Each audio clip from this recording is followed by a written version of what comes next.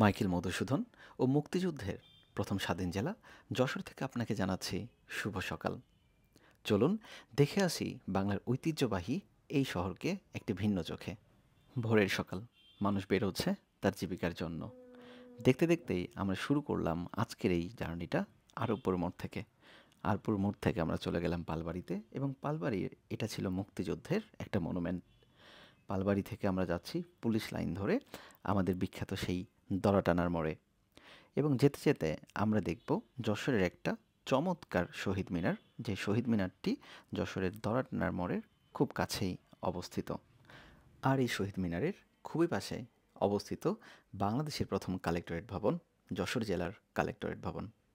তাহলে চলুন জেনে আসি বাংলাদেশের প্রথম এই ৩৬০ দুয়ারি কালেক্টরেট ভবন সম্পর্কে কিছু গুরুত্বপূর্ণ তথ্য।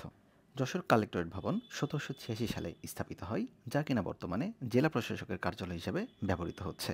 আর হ্যাঁ, এখানে কিন্তু এসেছিলেন বিখ্যাত বাংলার লেখক বঙ্কিমচন্দ্র চট্টোপাধ্যায়। এটা হচ্ছে দড়াটানা মোড়, যা কিনা যশোর শহরের একদম প্রাণকেন্দ্র।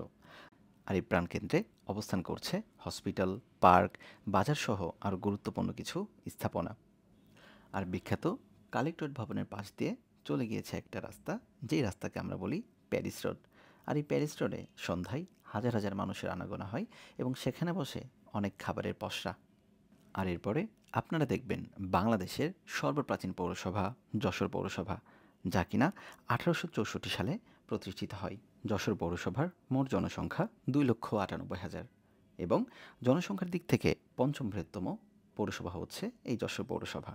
শুধু ঐতিহাসিক দিক থেকে নয়, যশোর শহরে গিয়ে তার শিক্ষা ব্যবস্থার দিক থেকেও এখানে রয়েছে যশোর বিজ্ঞান ও প্রযুক্তি বিশ্ববিদ্যালয়, Jessore medical college, Jessore MM college সহ আরও অনেক স্বনামধন্য প্রতিষ্ঠান।